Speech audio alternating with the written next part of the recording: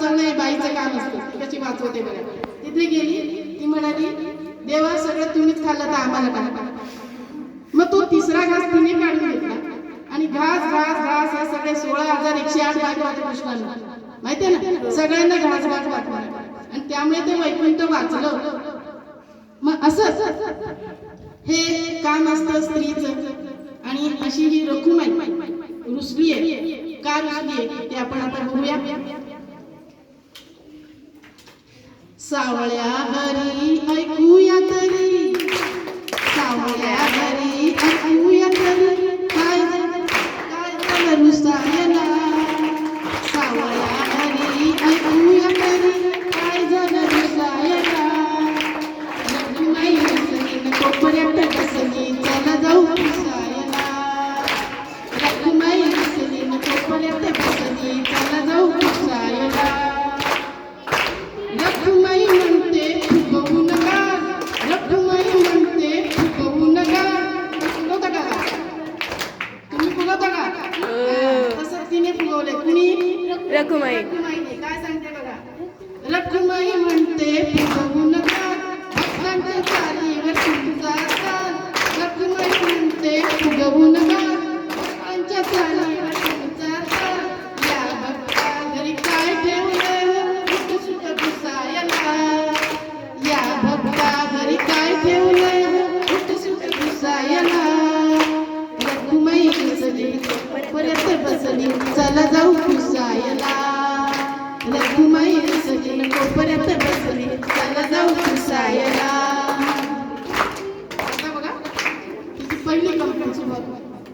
कोणती तुमची जणी का बनी, कोणती तुमची जणी का बनी. माहितीये का जणी. हो, संत जनाबाई.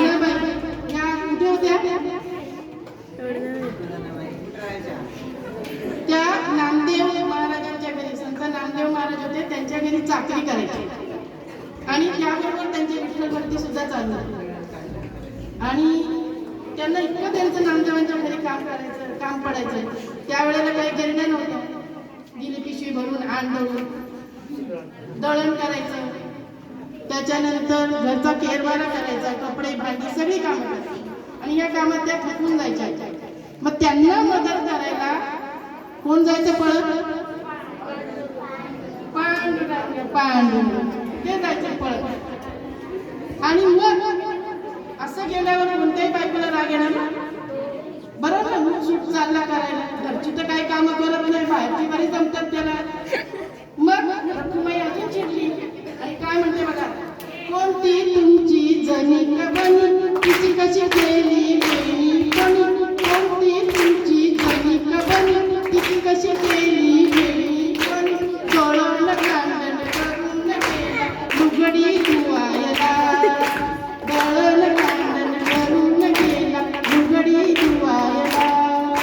रखुमाई रुसली कोपऱ्यात बसली, चला जाऊ घुसायला.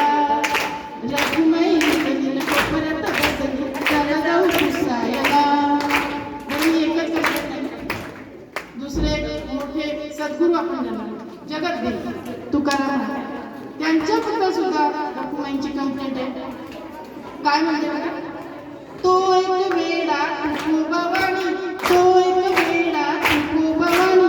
त्याने कुठे दिली 4-2 गाणी, त्याने कुठे दिली 4-2 गाणी. गाणी म्हणजे अभंग. अभंग. कुणी दिले. तुकोबा. आणि त्यांना त्या गाण्यांचं गिफ्ट म्हणून पांडुरंगाने